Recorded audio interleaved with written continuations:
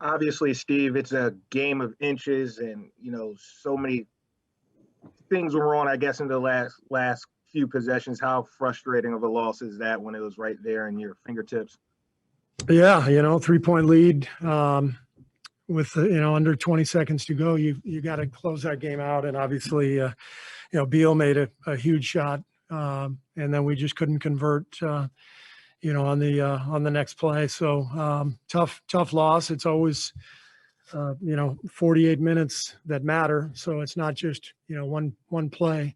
It's a whole series of plays. It felt to me like we weren't ready to go in the first half. We just played a very poor first half, defensively especially, and we didn't pick up our energy until second half. And even though we controlled the second half and took the lead and had a chance to win, those 24 minutes in the first half, I thought came back and bit us. Steve, I don't know if you saw the look on Damion Lee's face, but what did you think about the split second decision making at the end? Well, it's a tough play. He's got an opening, but he's got a guy coming over to block the shot, so he knows there's a two-on-one on the backside. So you got two shooters on the backside, and if he can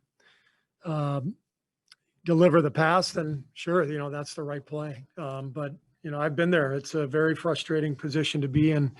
When you have a play at the end and it doesn't work out. So, we're all going to lose sleep tonight. I'll lose sleep. I'm sure Damion will. I'm sure all the guys will. It's a really, really tough loss, but we gotta bounce back. We got another game tomorrow night. The Beal three was kind of off a scramble situation, but was there any thought at all to fouling up three, at the start of that possession? Well, there were I think 19 seconds at the start, and so we did not want to foul at that point. It's we usually do it later in the clock, kind of under 10. But that offensive rebound obviously killed us, and so yeah, I mean there were a lot of things that went wrong, and that was one of them.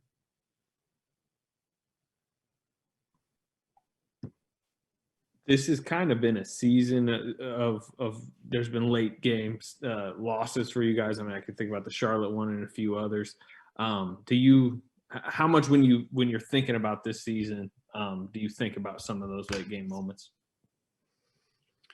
Yeah, they all hurt. This has just been a rough go in many ways. It feels like there are 4 or 5 games that we've left out there that we could have or should have won. And there's not a whole lot we can do about that now.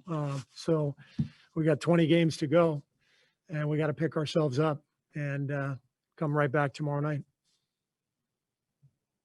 Steve, how bad did their bigs hurt you? Lopez and Lynn combined for 35 points. It looked like they had their way inside. Yeah, in the first half especially, Monty, our defense was terrible. It was terrible. And that was the big issue in the first half, our lack of energy. We weren't pulling over from the weak side. We weren't playing with aggression. We weren't playing with any physicality. And Lopez in particular really killed us. We did a much better job on him in the second half. Do you think that some of your guys are having an issue threading the needle between physicality and fouling or not fouling? No, I thought for the most part we did a good job of defending without fouling tonight. 24 free throws is not a huge number. It's it's kind of a solid number, and obviously the one at the end hurt, but it happens. But I thought the fouling was not the issue tonight. Just overall lack of aggressiveness in terms of our weak side defense in the first half was really the problem.